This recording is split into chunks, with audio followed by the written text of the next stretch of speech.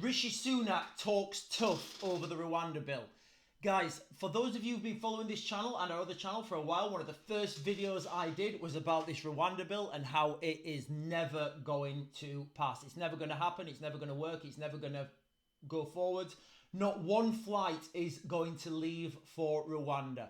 So, what's happened over the past 24 hours? Rishi Sunak, the British Prime Minister, he's come out and he's talking tough. He's saying nothing's going to stand in the way of this Rwanda bill, and the first flights will leave in not in 24 hours, in 10 to 12 weeks. Guys, I promised you on our other channel, I said if one flight ever leaves, I will eat my own hair. And that's the truth, all right? Not one flight's ever going to leave, guys, all right? Now, the next day, so an article from this morning, tragically, where are we? At least 5 migrants died trying to cross the channel, a report says. Guys, it is absolutely disgusting, this situation, okay? These people crossing, clearly it's dangerous. People are dying. The reality is we should be stopping these people before they even get in boats and come over on the water. What this is doing is this is taking this is taking the ability for us to take real asylum seekers, real, people who are vulnerable from parts of the world. You go all over the world, guys. You've got these refugee camps that have got women, children, people who are really struggling, who are persecuted, and they're stuck in, large humanitarian aid camps.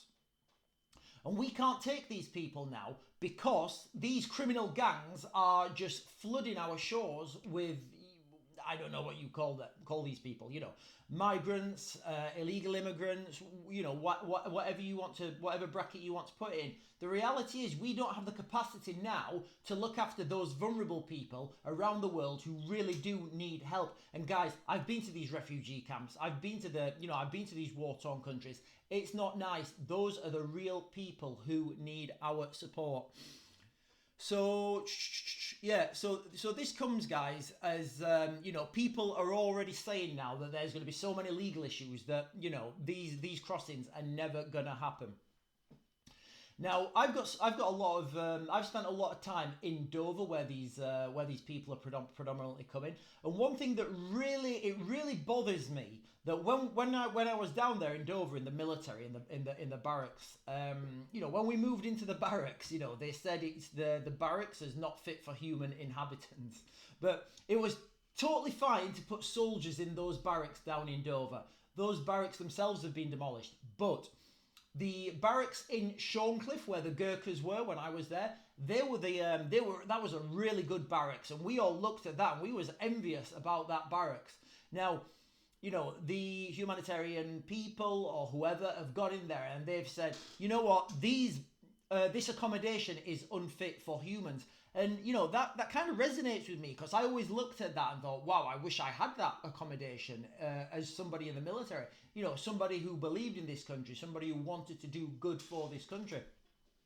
And now we're getting people moving in there who, what do you think? Tell me in the comments. Do these people who are coming over as migrants, do they represent British values? Do they want to be, what is your opinion of that, guys? Because, I don't know. Here in Rotherham, where we are, maybe we have a different opinion to that to wherever you are in the world.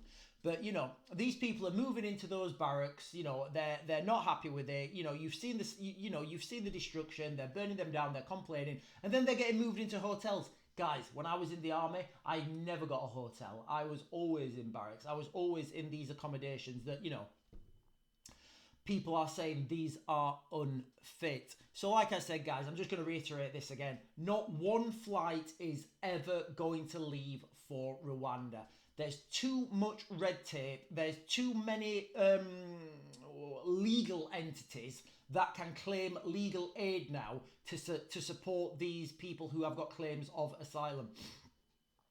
And until we get out of the European, the European Court of Human Rights, then we can't do anything because people can still it's all about the money, okay? If we stopped the ability for legal companies and, legal practices to get funding to support these claims, then the problem would go away overnight because guess what?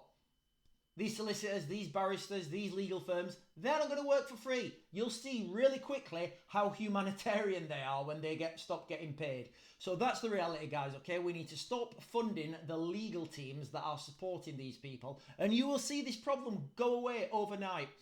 I don't know what Rishi Sunak's, I don't know what he's been told. I don't know if he believes this Rwanda bill is ever going to happen himself.